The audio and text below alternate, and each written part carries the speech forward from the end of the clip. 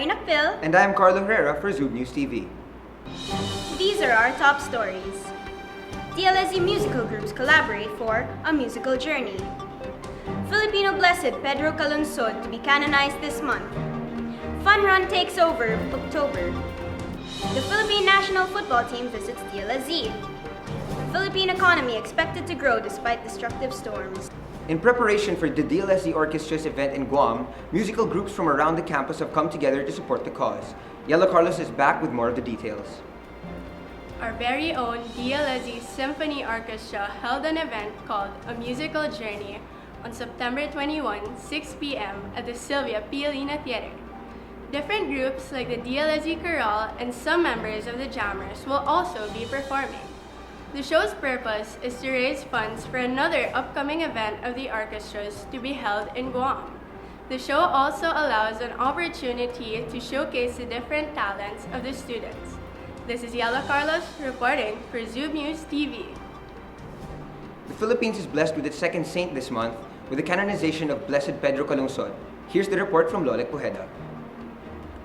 The Philippines will finally have its second saint as the Vatican prepares for the ceremony of the canonization of Blessed Pedro Calungsod along with 6 other blessed persons to be held on October 21, which is to be attended by an estimated 1,000 representatives of the Archdiocese of Cebu, the birthplace of Blessed Calungsod.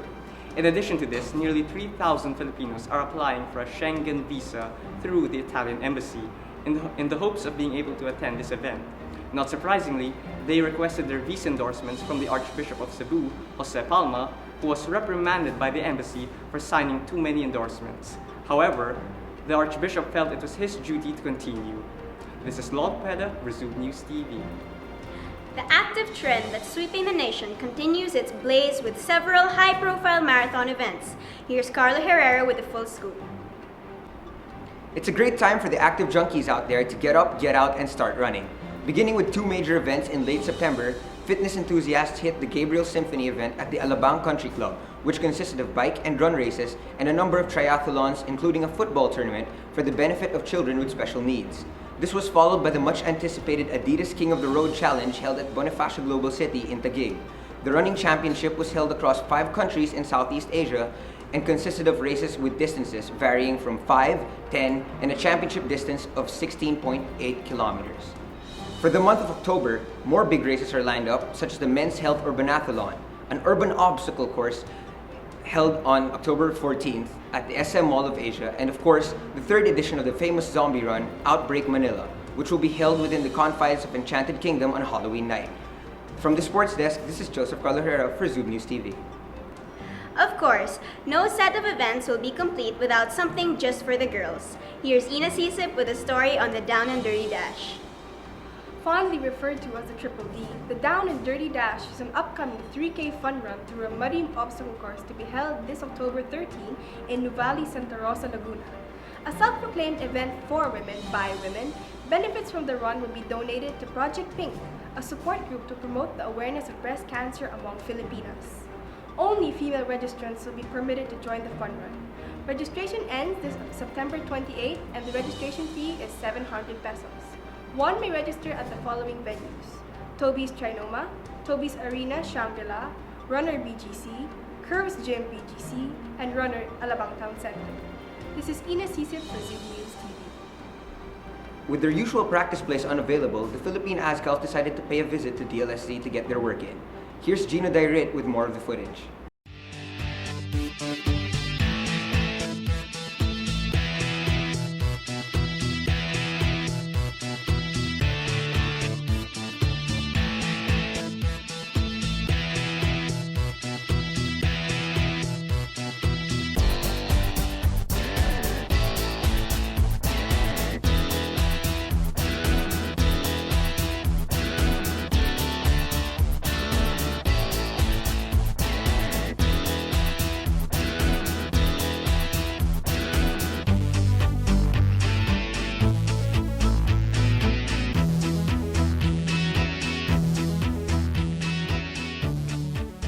Good morning. I am here today with Coach Vice.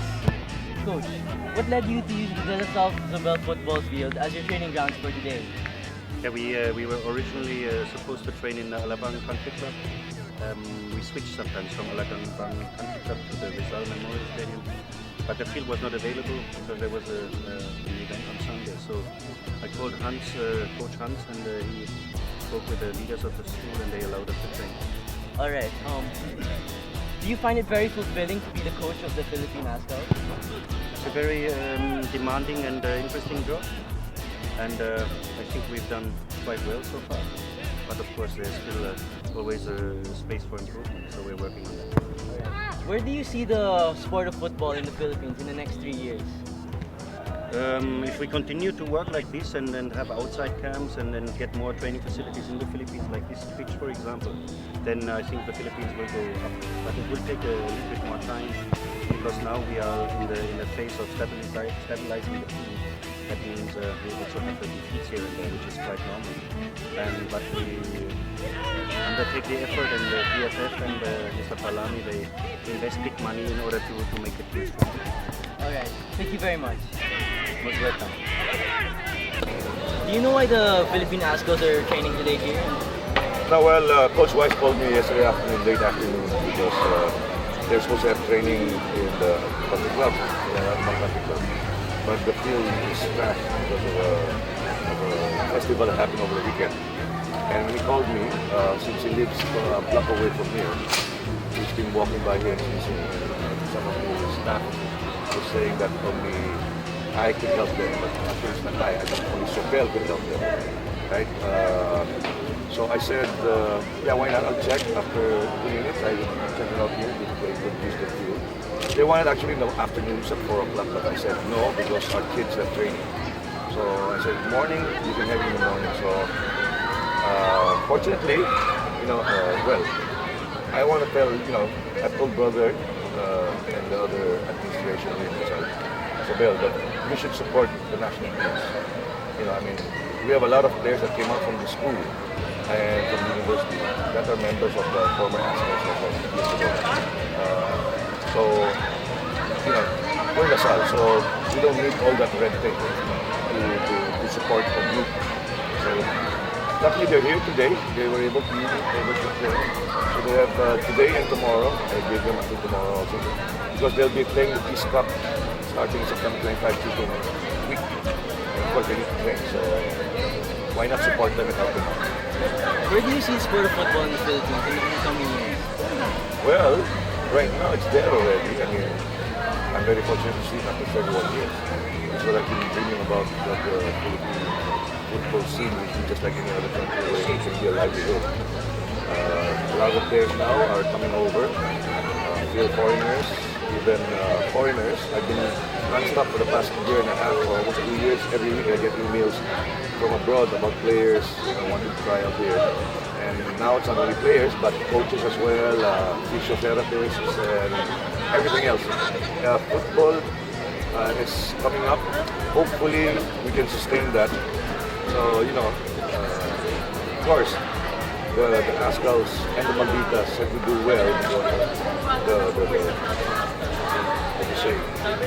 The result of any nation's football program will depend on the national teams, the senior national teams.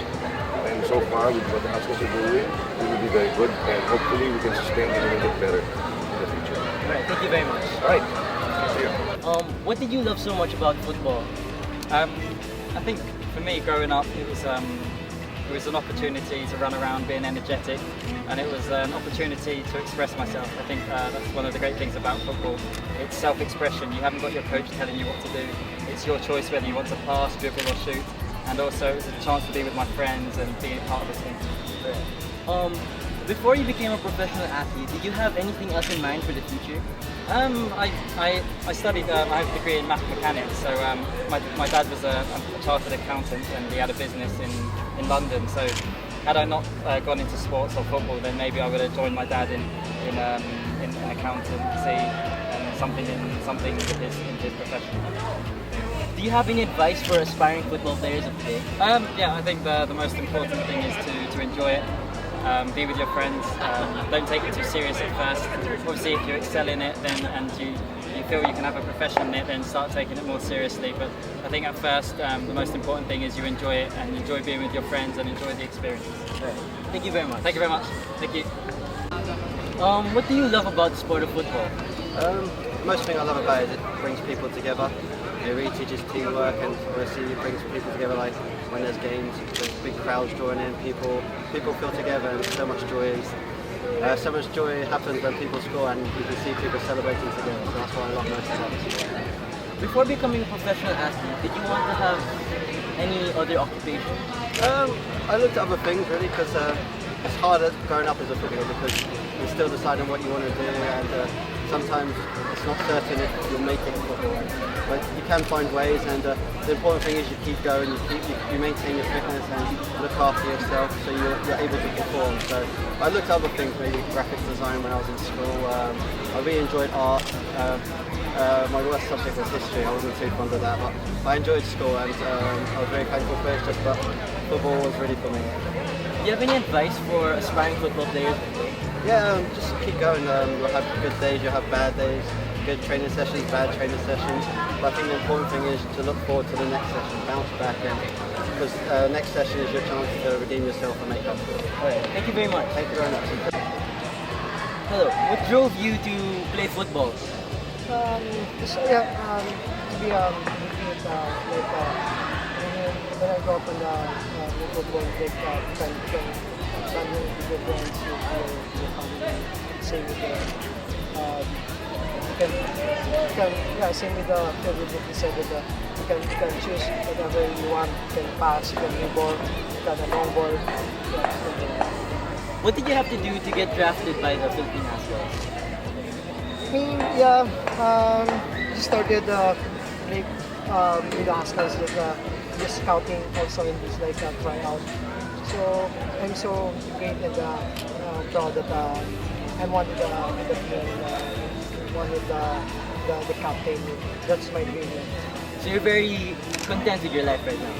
Yeah, for me, my life now is good. That's playing football, sharing my talents and my skills, and every time we have clinic with the kids, and wherever we go, like we go to the other school, like here, we can share. Thank you very much. Hi, I'm Chief Icarigdong, co-captain Philippine Azkals. Let's play football. It's good for us. You can stay fit, can maintain your good health, and please support the Team Azkals on 25th Long Team Cup here in Rizal. So see you guys, and thank you for the support, and God bless. Thank you. I'm Jino Dayrit for Zoob News TV. Good news hits the nation as the Philippine economy is expected to rise despite the passage of numerous storms. Let's go to Ynah Sycip. Philippine officials said that the Philippine economy could grow by almost 6% this year despite a series of destructive storms experienced in the recent months. The economy, which grew 6.1% during the first half of 2012, could do even better in the rest of the year as the government implements measures to boost haggard sectors. Socioeconomic Planning Secretary Arsenio Balisacan said that trade and tourism were all doing well, and agriculture and manufacturing were expected to pick up in the second half, and that also we will most likely hit the upper end of the 5 to 6% target. Heavy storms, which left large areas flooded, had only a minimal effect on the economy as farmers had time to replant, and the storms themselves did not affect large factories or call centers. Rises in tourist arrivals and remittances from OFWs were also cited as a further reason for optimism. Officials also reported increased interest from potential foreign investors following President Benigno Aquino's election in 2010 on an anti-corruption platform. This is Ynah Sycip, Zoob News TV. And that was our month in review.